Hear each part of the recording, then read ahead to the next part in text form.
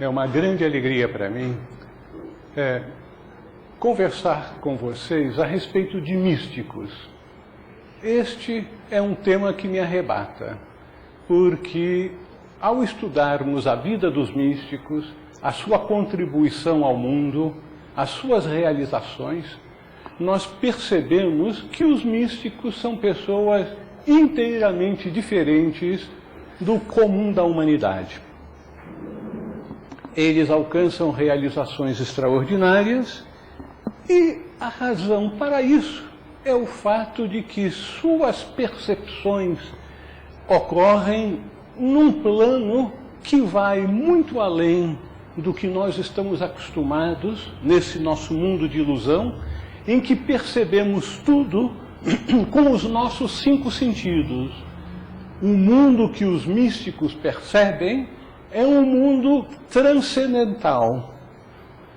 Mas existe uma grande dificuldade para entendermos os místicos, porque ao terem suas experiências que ocorrem de uma forma que transcende inteiramente os sentidos, quando eles voltam a um estado de consciência usual nesse mundo e arrebatados, sabendo a maravilha que perceberam, querem comunicar, compartilhar com os outros aquela experiência, eles verificam que eles tiveram uma experiência de outro mundo e que as palavras que usamos nesse mundo são limitativas.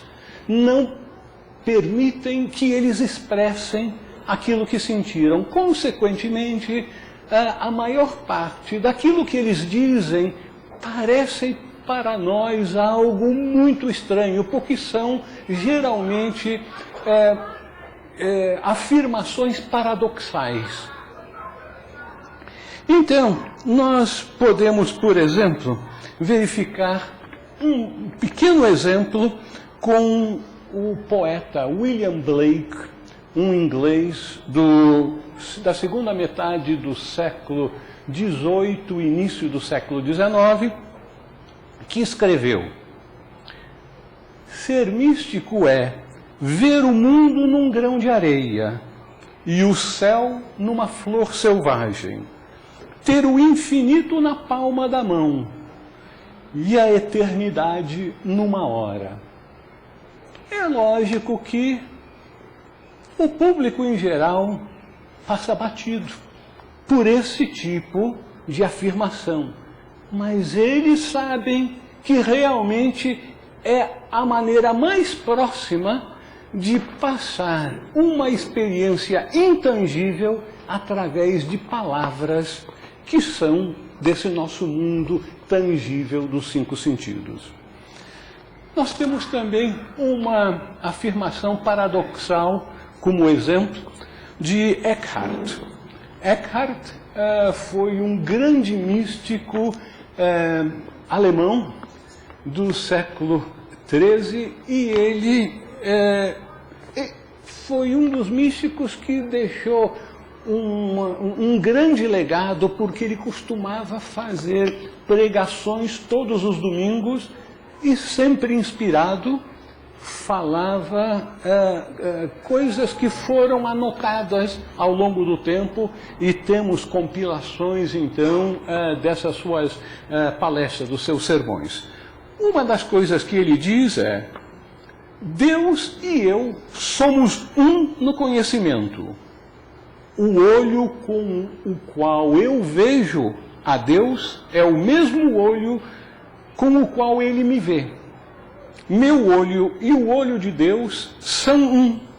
Um só olho, uma visão, um conhecimento e um amor. Essa visão dos místicos abrange um mundo de realidade que leva a expressões do tipo a escuridão divina, o deserto de Deus Supremo, o abismo, a nuvem do não saber. O mundo é ao mesmo tempo idêntico a Deus e distinto de Deus.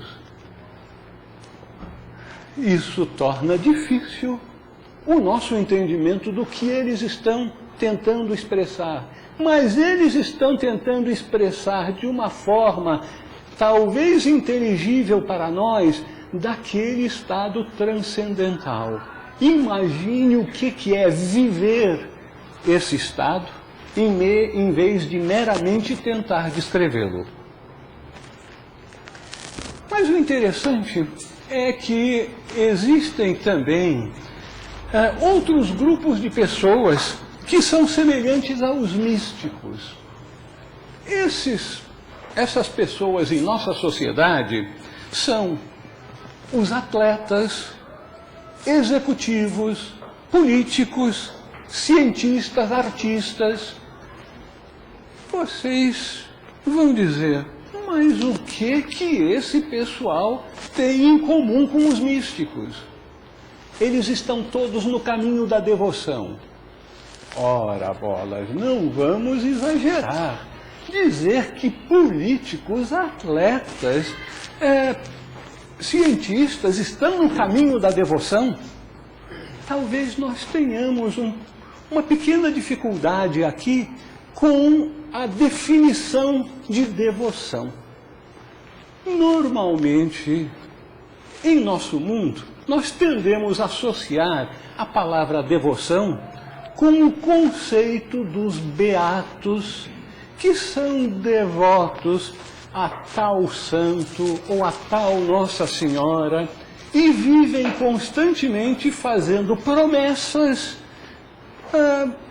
pedindo isso, aquilo, aquilo outro, e prometendo acender uma vela, prometendo rezar um terço, ou uma novena, ou fazer uma peregrinação, enfim, fazendo um escambo com os santos, com Nossa Senhora. Olha, você me dá isso e eu te dou aquilo na minha devoção. Obviamente, essa interpretação de devoção é uma interpretação extremamente limitada que distorce o verdadeiro sentido da palavra. Porque quando nós falamos em devoção, nós estamos nos referindo a ser devotado, a ser dedicado, a se entregar inteiramente a um determinado objetivo.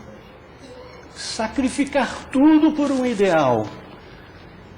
Essas pessoas que, como os místicos, sacrificam tudo por um ideal, têm comportamento que nós, pessoas comuns do mundo, julgamos que eles são obcecados com suas ideias, talvez meio esquisitas. Mas vejamos, por exemplo, um exemplo de devoção, de dedicação, que não seja de místico. Acabamos de terminar as Olimpíadas. Michael Phelps, esse grande atleta que se distinguiu nas Olimpíadas com 8 medalhas de ouro, também é um devoto. E ele mostra a sua devoção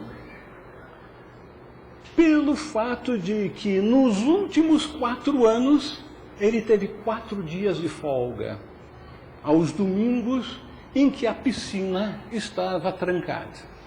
Mas nos outros 364 dias do ano, ele treinava 5 horas por dia dentro da piscina, mais umas tantas horas vendo filmes de como ele se jogava na piscina, como virava, fazia a virada, como respirava, enfim, uma dedicação total, obcecado com o seu objetivo. Alguém no caminho da devoção. E quantas outras pessoas em outros ramos de atividade, políticos, executivos, cientistas, se dedicam 12, 14, 16 horas por dia, sacrificando tudo, geralmente sua vida familiar, por seu ideal. Então, não é de se estranhar que o místico venha fazer a mesma coisa e talvez até mais um pouco, vivendo dia e noite voltado para o seu ideal.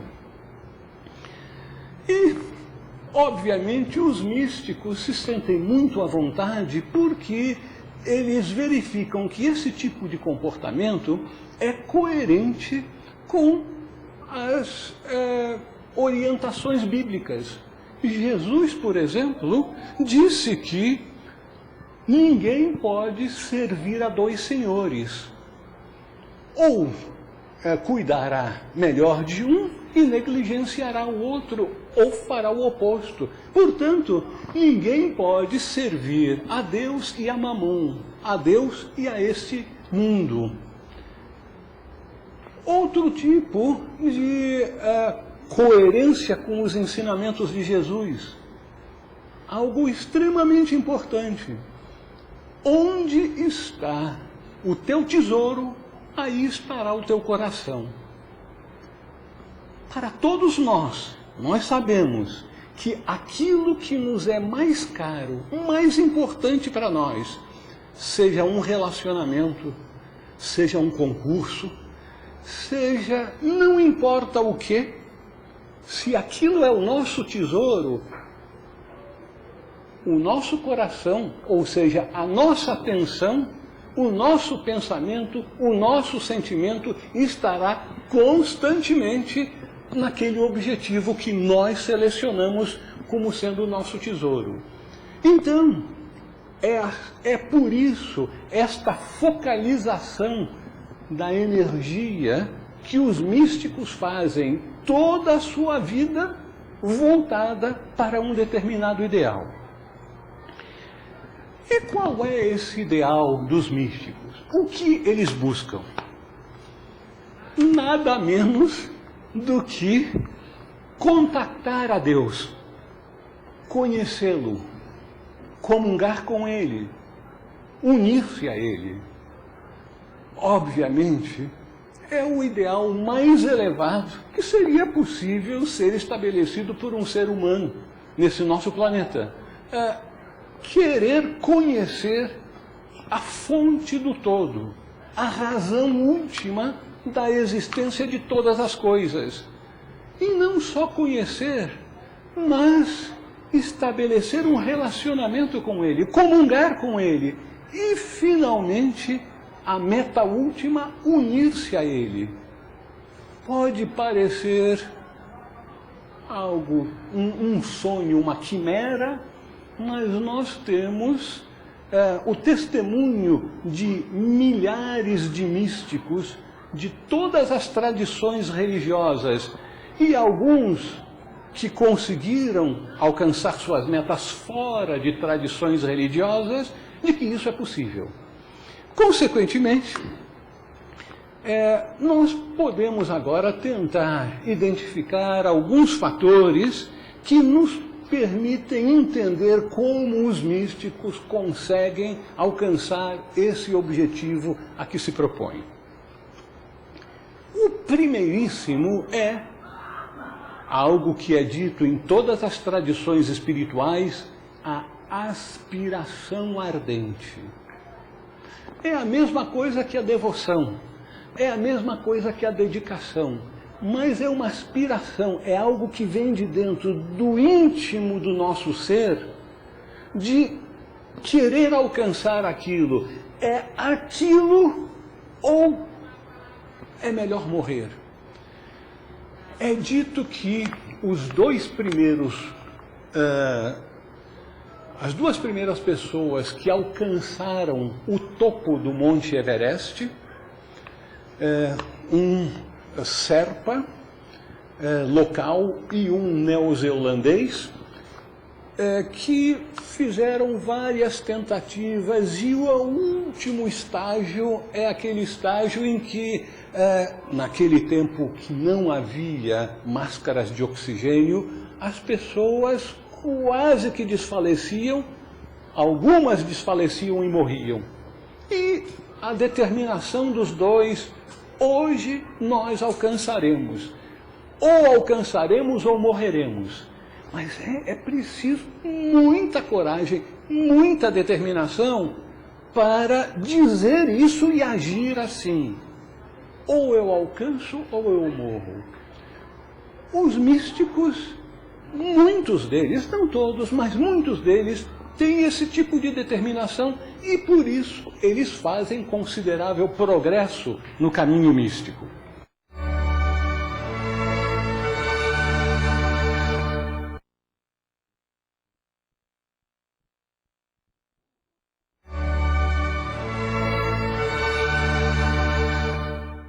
Por que é imprescindível essa aspiração ardente? Por que eles sentem que têm que trilhar esse caminho? De certa forma, porque eles descobrem um segredo. Todos nós tivemos uma programação, como se nós fôssemos a memória de um computador, né? E lá dentro de nós, Deus fez uma programação. E que programação é essa? A programação de alcançarmos a felicidade. Então, todos nós, será que tem alguém aqui que não quer ser feliz? Todo mundo quer ser feliz. Só que os místicos descobrem mais rapidamente que a maior parte das pessoas que a verdadeira felicidade não é encontrada nesse mundo. Esse mundo, um mundo da impermanência, um mundo em que tudo aquilo que a gente deseja e quer se apegar a ele, mais cedo ou mais tarde, se esvai, escapa de nossas mãos e nos faz sofrer.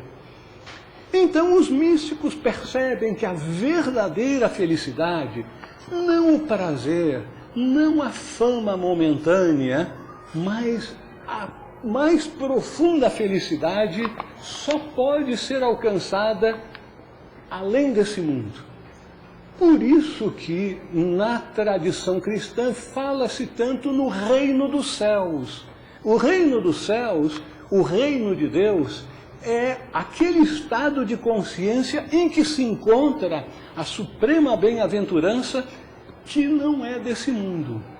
Então os místicos descobrem isso e aí voltam-se inteiramente para alcançar essa suprema felicidade e a meio caminho eles percebem que em vez da mera gratificação do eu de ser feliz, que a sua realização, já nem mais passam a falar em felicidade, a sua realização é encontrar a Deus, relacionar-se, comungar com Ele e finalmente unir-se a Ele. Então, a meio caminho percebe-se que é voltar para ser aquilo que nós todos já somos. Todos nós já somos unidos com Deus, porque nós somos uma expressão divina. Todos nós já lemos em vários livros, em várias tradições, que nós somos uma expressão divina. E acho que é muito bonito, isso é interessante, mas isso não toca o nosso coração, não nos faz agir de acordo com essa convicção que nós já temos.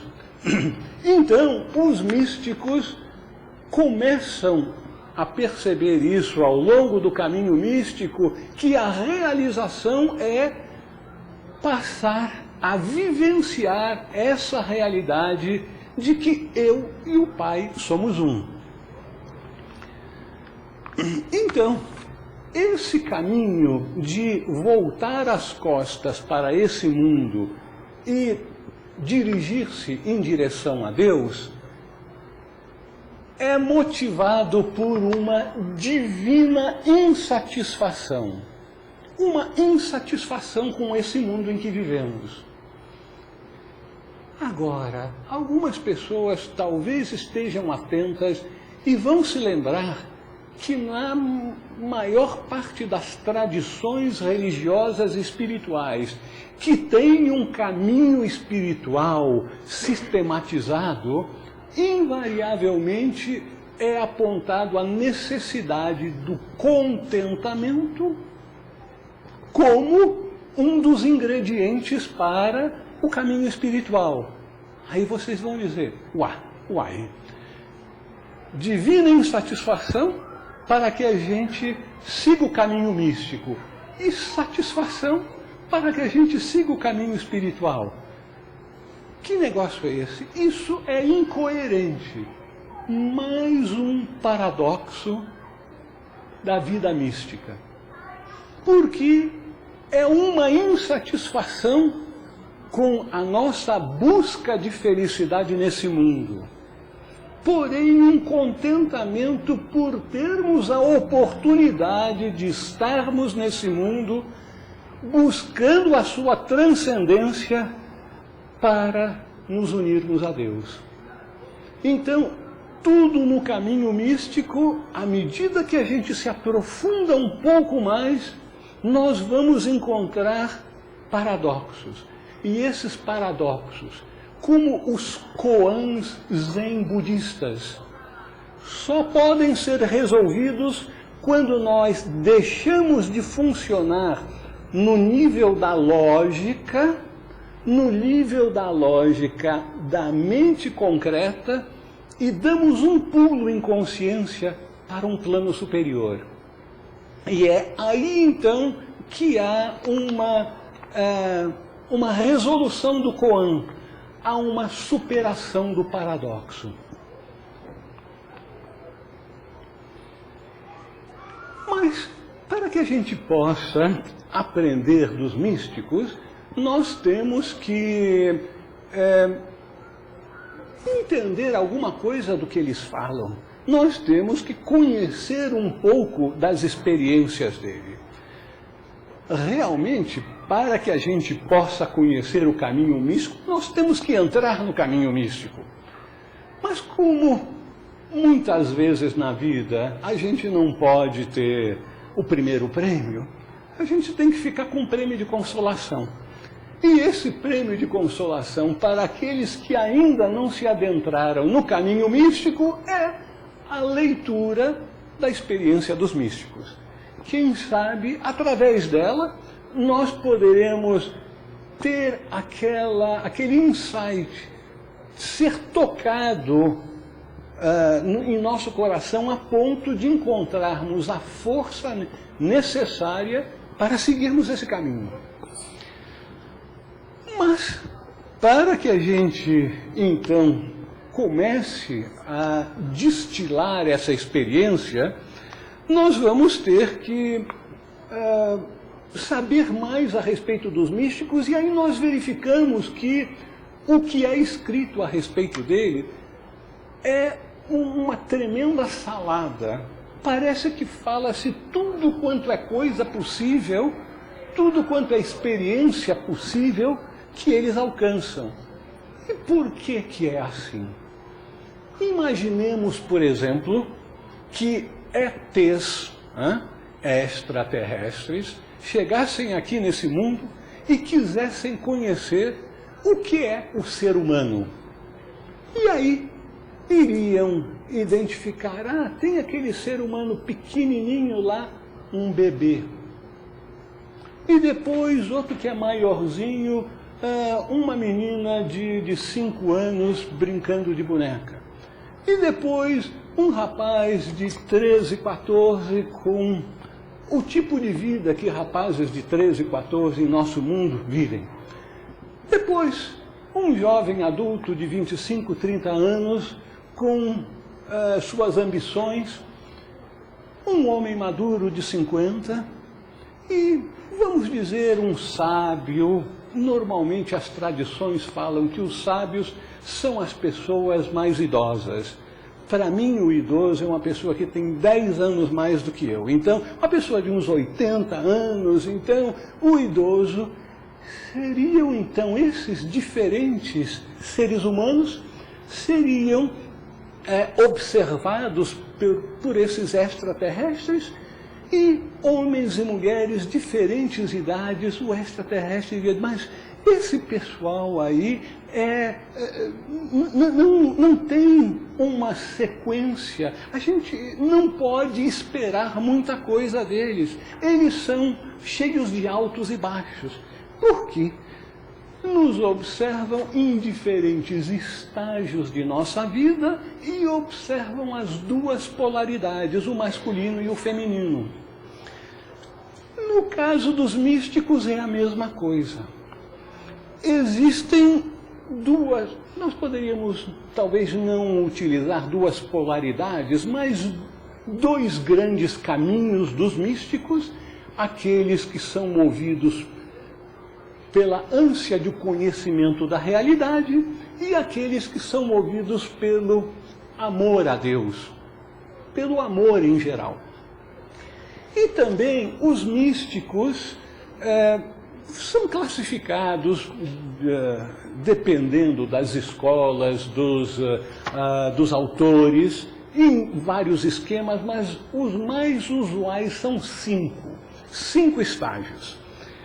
E então, nós vamos verificar que, quando examinamos esses 5 estágios, verificamos que são oscilações de luz e sombra, de grande arrebatamento e grande dor.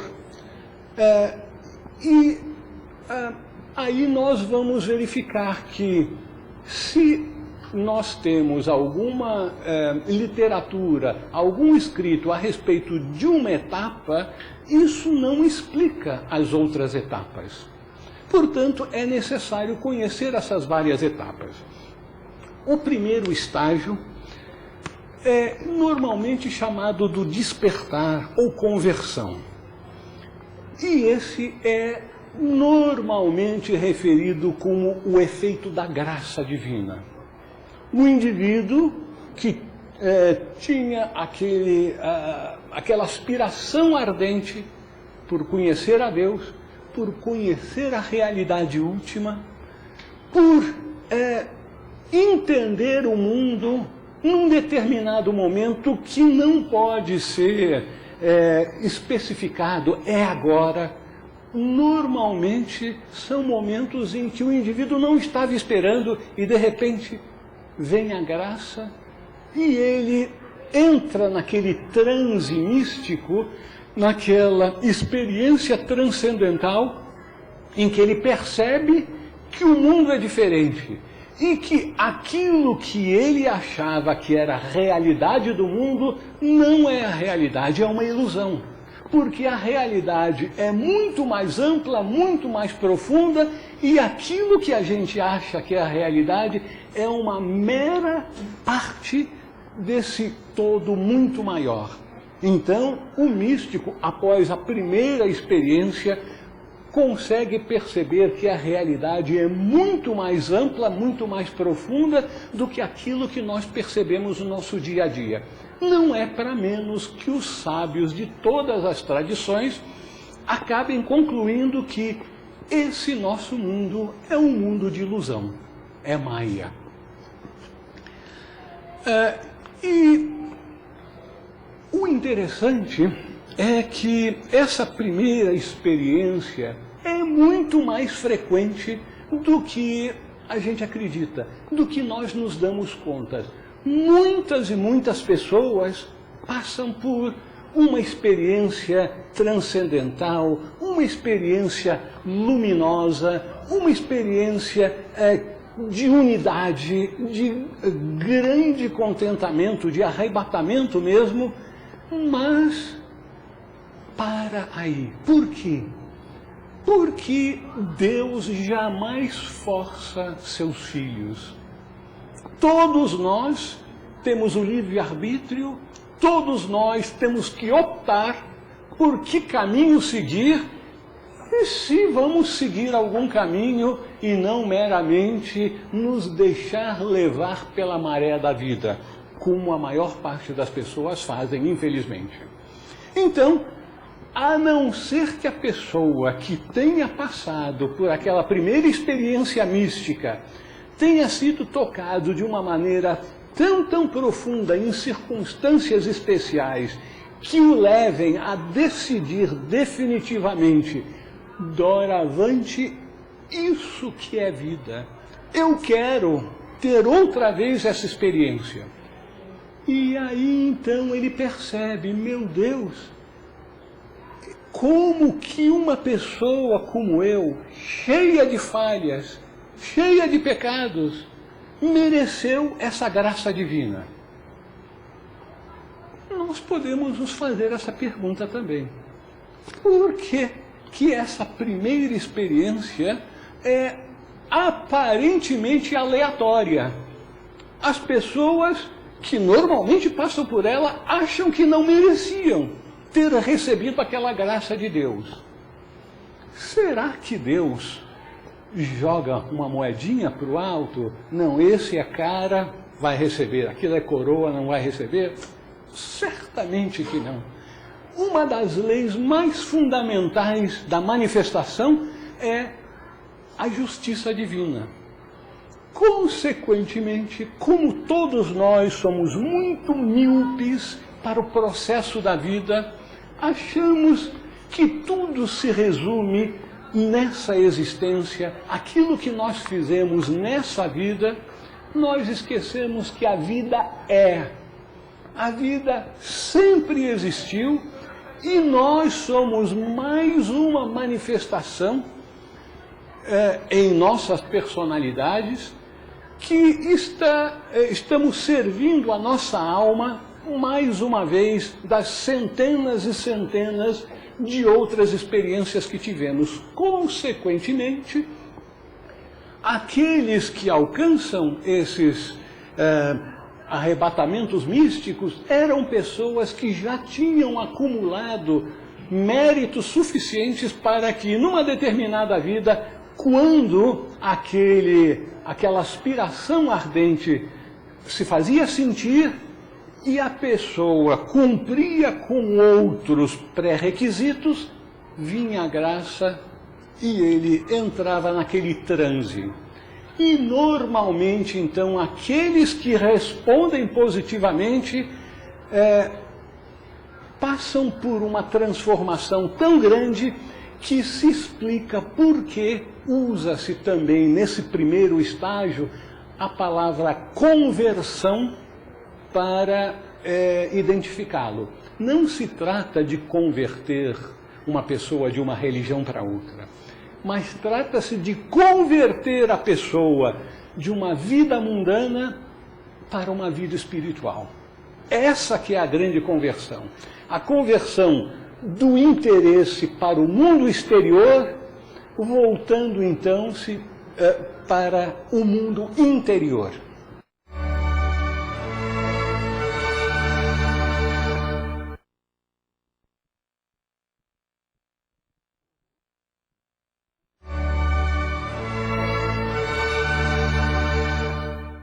Então, aqueles que decidem, não, é isso que eu quero, a vida não terá sentido para mim se eu não tiver outra vez essa experiência, até o dia que eu possa viver constantemente nessa experiência.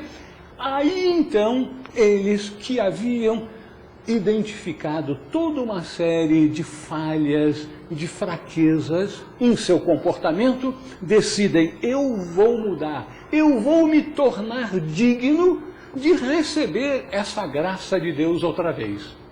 E aí entram no segundo estágio, que é o estágio de purgação.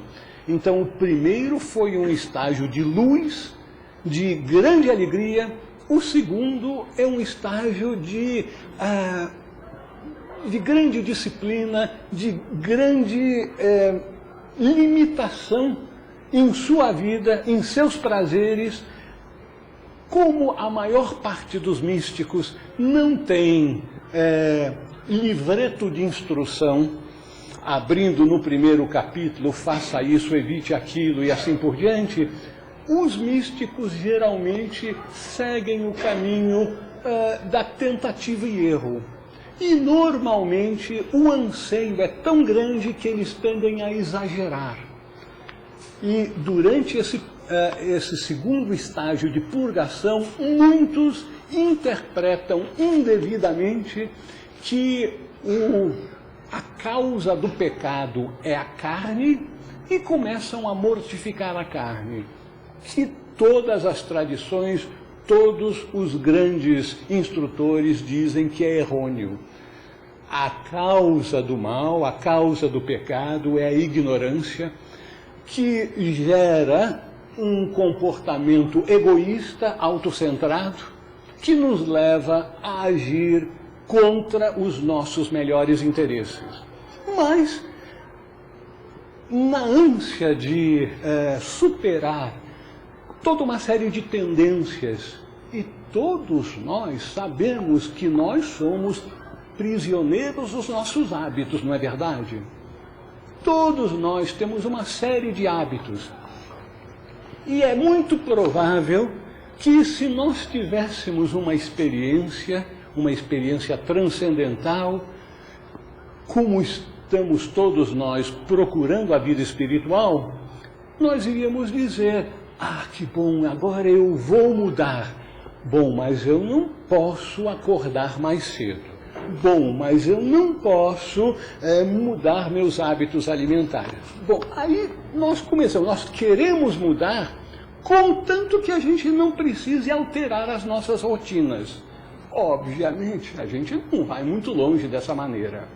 E é só aqueles que a experiência, tendo sido tão marcante, encontram força. Primeiro encontram o discernimento, o entendimento que tenho que mudar.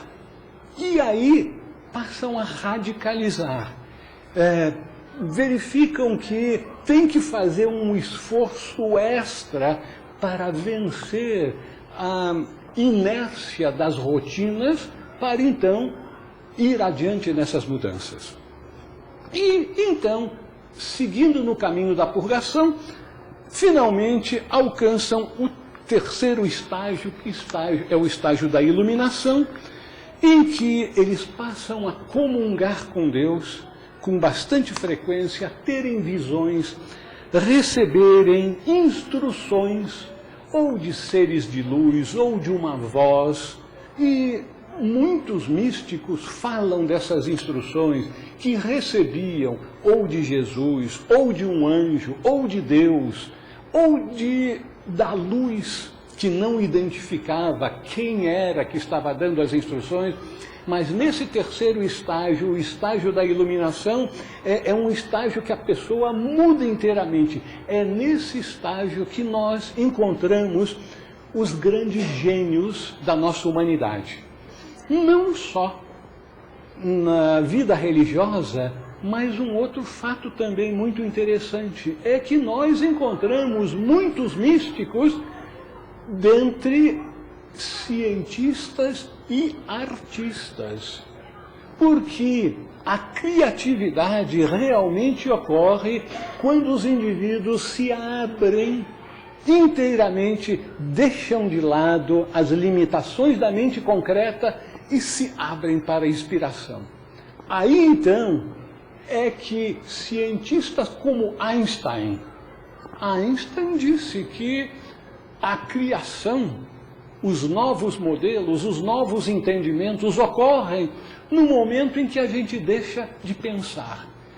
Quando a gente se aquieta, se entrega inteiramente ao fluxo da vida, com a orientação numa determinada direção, um determinado interesse. Mas quando naturalmente esses cientistas, esses artistas fazem o que os yogis dizem que tem que ser feito, ou seja, a aquietação dos movimentos mentais, aí pum, lá vem a inspiração e eles conseguem descobrir, entre aspas, descobrir novas teorias, explicar novos fenômenos que eram totalmente inexplicáveis anteriormente. E são poucos os místicos que vão além desse terceiro estágio. Mas existem mais dois estágios. O próximo estágio é o estágio conhecido como a morte da alma, a dor interior, a ferida divina, a noite escura da alma. Por quê? Esses grandes seres que agora entendem muito mais do que os cientistas, do que as pessoas supostamente letradas e eruditas nesse mundo, que leram dezenas, se não centenas de livros e podem falar de memória sobre tudo aquilo que já leram, mas estão vivendo na corrente do passado. Não conseguem dar um pulo adiante, recebendo inspiração para ideias novas. Então, esses seres percebem que existe algo maior. Não basta simplesmente estar recebendo essas inspirações de Deus. Eles querem mais. Eles querem estar com Deus. A grande meta agora passa a ser uma comunhão constante, uma união com Deus. Mas para isso vem o maior desafio da vida mística, que é morrer para si mesmo. Não é mais morrer para o mundo, é morrer para si mesmo e ter consciência de que enquanto ele tiver a noção errônea que ele é um eu separado, ele não poderá estar unido com o todo, porque o todo abarca todos nós, e para que a gente possa entrar naquela sintonia, a gente tem que aceitar que nós fazemos parte de um todo maior. Mas essa abdicação do eu é extremamente penosa. De uma forma intelectiva, a gente pode entender o que é isso. Mas quando chega o momento daquela vivência, é como se sentir abandonado por tudo e por todos.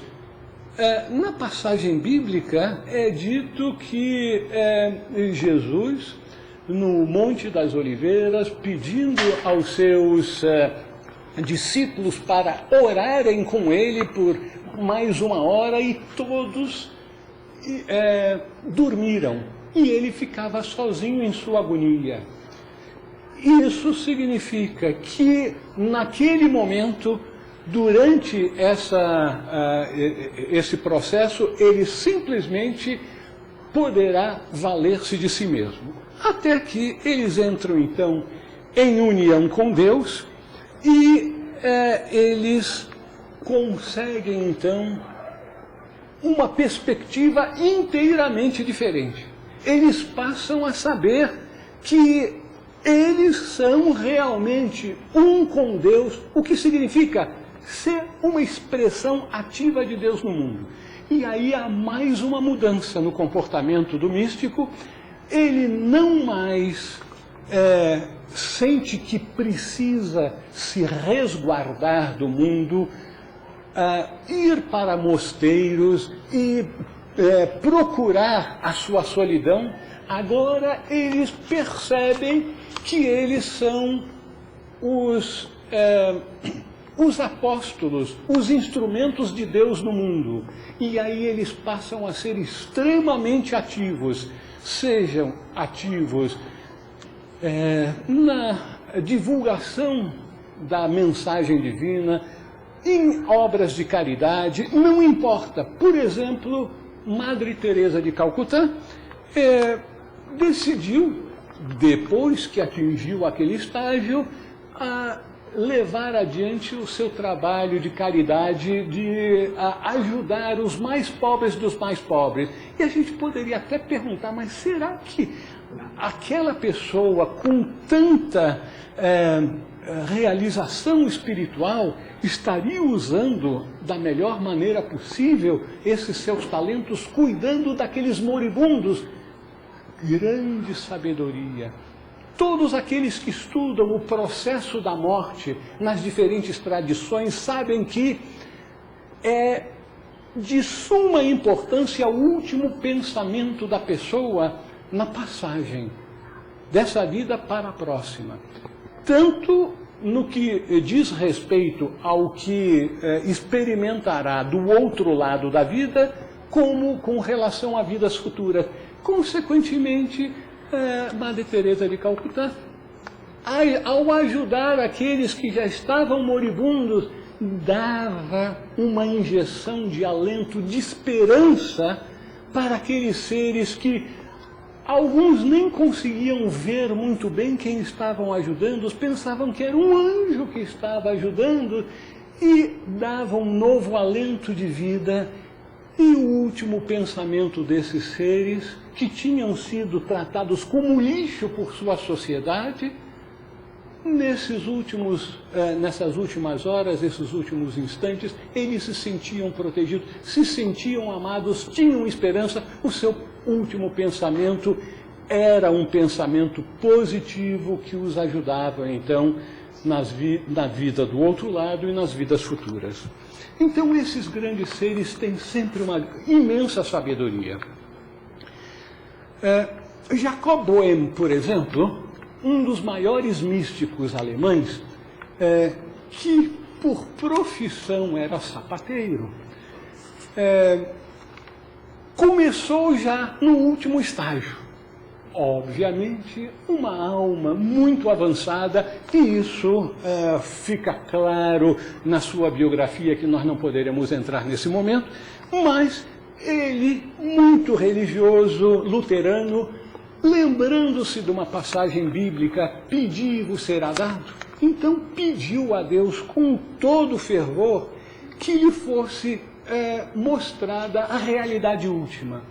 E pouco tempo depois, enquanto ele estava sozinho, fitando o reflexo de um vaso, de repente aquela luz se transformou em luz infinita.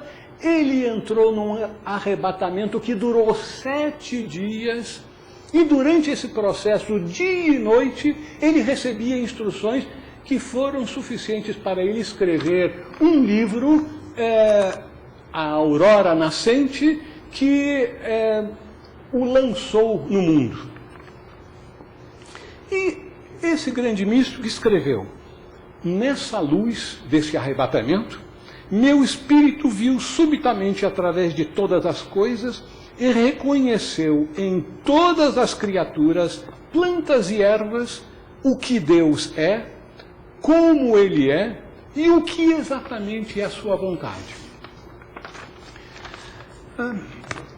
Como temos muito para expor, mas pouco tempo em que expô-lo, eu vou entrar, então, em algumas das nossas considerações finais, que seriam algumas citações das obras dos místicos, para que, com suas próprias palavras, vocês possam ter um feeling, um sentimento do trabalho dessas grandes criaturas. O amor é a tônica dos místicos. E esse amor a Deus, amor ao próximo, está com eles o tempo todo. E Thomas Merton, um místico americano recente, há pouco tempo falecido, diz que um dos paradoxos da vida mística é este: uma pessoa não pode penetrar no mais íntimo de seu ser e passar dali a Deus se não for capaz de sair inteiramente de si mesmo, esvaziando-se de si mesmo, dando-se aos outros na pureza de um amor que não busca a si próprio. Eu gostaria de terminar com 3 citações de ensinamentos dos místicos. A primeira, que é de Eckhart, tem a ver com as tarefas que nós realizamos nesse mundo. Ele diz claramente que nem todas as tarefas de nossa vida são iguais, mas que em tudo nós devemos manter a mesma disposição, o mesmo amor e a mesma seriedade. E ele diz: devemos arrumar a casa com o mesmo respeito e dedicação com que arrumamos a igreja. Então, que não há separação de vida espiritual com vida nesse mundo. Todos os aspectos de nossa vida devem ser tratados com o mesmo amor, com o mesmo senso de dedicação e dever. Nós temos um exemplo de visão cósmica de um místico, como nós só citamos até agora místicos cristãos, vamos citar agora um místico sufi maometano. Ele era afegão, falava persa, o nome dele Jalaluddin Rumi. E o que ele escreveu, acho que todos os teósofos poderiam aprender disso. Morri como mineral e me tornei uma planta. Morri como planta e tornei-me um animal. Morri como animal e eu era um homem. Por que eu deveria temer? Quando me tornei inferior ao morrer, mais uma vez devo morrer como homem, decolar com as bênçãos dos anjos, mas mesmo do estado de anjo devo sair. Tudo, exceto Deus, deve perecer. Quando houver sacrificado minha alma de anjo, me tornarei o que nenhuma mente jamais concebeu. Deixe-me não existir, pois a não existência grita com sons de órgão. Para ele devemos retornar. E, finalmente, nós, estudantes de teosofia, temos em alta conta o estudo e a meditação. E devemos ler, então, o que William Blake escreveu. Há um amor que é a causa de tudo. A luz do sol e as flores me mostraram isso e eu aceitei lucidamente. Não rezei, só fiquei admirado. Não vi um velho barbudo lá nos céus me julgando. Só vi a flor se abrindo e saudando a luz solar. E isso me bastou. Meu coração agradeceu e também se tornou uma flor aberta e cheia de brilho. Não precisei de algum intermediário humano, sacerdote de alguma religião ou erudito de alguma área consciencial, que me explicasse o que uma simples flor já me mostrou. Por isso digo a vocês, não adianta de nada estudar temas espirituais e ser incapaz de maravilhar-se com eventos simples da natureza. Muito obrigado.